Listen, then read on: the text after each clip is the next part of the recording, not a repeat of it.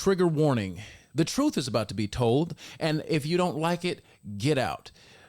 In the last speech that he gave, Dr. Martin Luther King Jr. talked about an experience where he was stabbed when he was signing the first book that he had written. A black woman came up to him and asked him if he was Martin Luther King, and he said yes. And he says, the next minute I felt something beating on my chest, and before I knew it, I had been stabbed by this demented woman. He was rushed to Harlem Hospital, and the blade was on the very edge of his aorta, the main artery.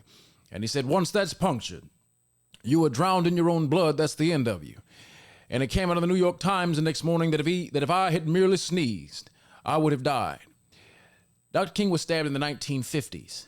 He said if he had sneezed, he wouldn't have been around here in 1960 when students all over the South started sitting in at lunch counters. And yet I knew that as they were sitting in, they were really standing up for the best in the American dream, and they were taking the whole nation back into those great wells of democracy, which were dug deep by the founding fathers in the Declaration of Independence and in the Constitution.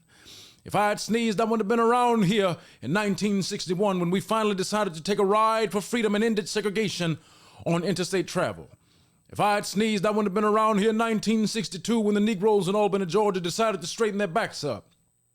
And whenever men and women straighten their backs up, you know they're going somewhere, because a man can't ride your back unless it is bent. What I'm getting at is, under the most oppressive conditions, our black people, our black brothers and sisters had more fight in them then to accomplish the task of freedom, to accomplish the goal of fighting for civil rights and equality than we have now. We are more free now than we were back then. We have more legal rights now than we had back then. Our ancestors fought harder now than we're fighting for ourselves. All we have done is become each other's own worst enemy. We have absolutely spat on the legacy of our civil rights leaders, of Martin, of Malcolm, of Medgar, of Huey, of all of the brothers and the sisters that came before us. And we take one day out of the year. We take one day out of the year in January to honor Martin Luther King. We take 1 month out of the year to honor Black history. We're supposed to be standing on business by our ancestors every day. On one hand, we're so connected to the ancestors. On one hand, we love everything that the ancestors did for us. But if we really loved them, if we really loved our people, why aren't we replicating and propagating what they did before us? We spend more time arguing amongst each other than we do arguing against the so-called oppressor. Today, you know what black people actually are? We are the greatest race hustlers. Black people are the greatest race hustlers of all time right now, in the present. I'm talking about Al Sharptons. I'm talking about Roland Martins. I'm talking about everybody. You never notice there's a select few preachers that get called. There's a select few people that get called when it's a racial incident. Trayvon Martin gets unalived by I forget that idiot's name. I don't even want to remember the man's name that killed, that unalived him. What happened? You saw Al Sharpton, George Zimmerman. That's what you see. Al Sharpton pop up. You see the Black Lives Matter movement pop up. When something happened to Sandra Bland, it's always the same people. Al Sharpton is a reverend. Where his church? This is the thing. We know how to use race and the weaponization of the racial struggle for our own benefit.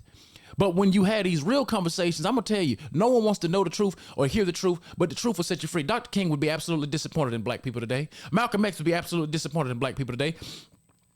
And we have been bought and sold to the Democratic Party, because it ain't but one political party that make race one of the central things that they use every 4 years to sucker black people into voting for them again. And we fall for the BS hook, line, and sinker. My question to all of us that watch this video, and all of you that watch this, is, when will we realize that we have to stop being internally oppressive to one another in order to conquer the real oppression, which is class warfare? This ain't about race no more. It's about money.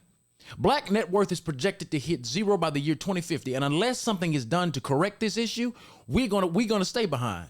Do you know that in 1968, the annual income of the American Negro was more than $30.36 billion per year collectively? Now that means all of us together, which at the time was more than all of the exports of the United States and more than the national budget of Canada. That was economic power right there if we knew how to pool it. But we so busy spending our money on Louis Vuitton, Gucci, and stores that don't even like us or want us to buy their products. The black dollar doesn't even circulate 1.5 times in the black community before it's gone. In other races, that dollar is circulating at least 3 to 4 times at the minimum. And Dr. King was killed because he spoke on economic power near the end of his life. And I want to know, when will we as a society wake up and realize it's about economics? And then the social issues come into play after that. Will we stop playing into the hands of our oppressor, or will we rather stop oppressing ourselves? That's the question I leave for you. When will you see what is right and do it? Because remember, the time is always right to do right. You did.